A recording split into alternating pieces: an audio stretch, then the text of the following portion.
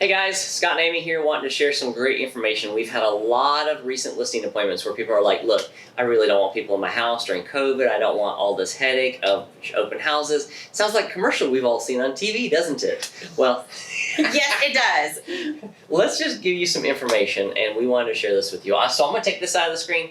Amy's going to take that side of the screen. So here's the deal. In a traditional $250,000 sale, you're probably going to get $250,000 today. I mean, we're at a great market for sellers, so you're probably going to get full price. And quite honestly, most commissions are 6%, so that's $15,000. And you're probably going to have a couple repairs asked of you, and that might come out to $1,000. So you're going to net $234 on the traditional way. So on the iBuyer way, so we get a lot of questions about this because, so if you would realistically list your property at the 250 mark, the iBuyer is traditionally going to come in a little bit lower than that. So they're going to come in around 230. And one of the things that is very confusing about the iBuyer is they do not typically charge what they call commission, but they do have a service charge or an admin fee that they charge. And where a commission is typically 6%, this number is closer to an 8.5%. So you're looking at a much, much larger number on a lower offer price. Then this is the huge kicker. This is where we get the phone calls, and this is where you guys as sellers get into a lot of trouble. Because what happens is they send out their 10 to 15 different inspectors, and then they're going to come to you and present you with an amendment to reduce the sales price because they've got all these repairs that they want to make on your house. Some necessary, some not. So they're going to come to you and say, hey, we want to take an additional $15,000 off of this $230 price.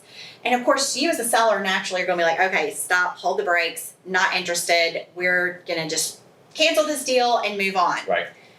What most people don't know is they charge you a 1% termination fee. So you as the seller, in order to terminate this deal and not pay this additional $15,000 in repair costs, you have to pay to get out of the contract.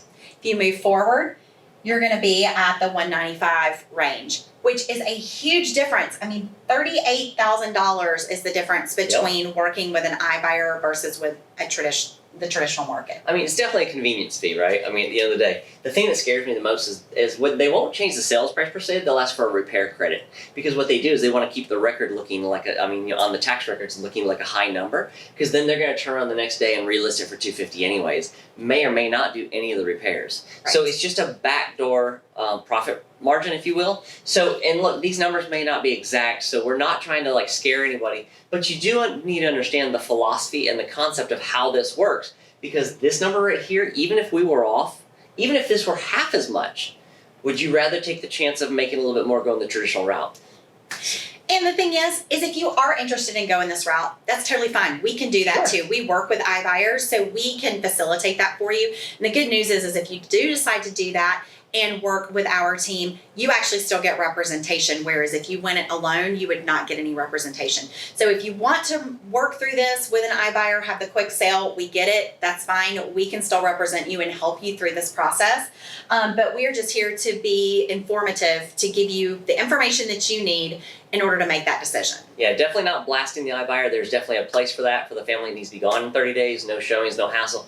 It's totally valid. Right. It's just a different way of doing business. So we wanted to show you the comparison. You guys make the choice of what you'd like, and then you give us a call so we can help you with whatever's best for your family.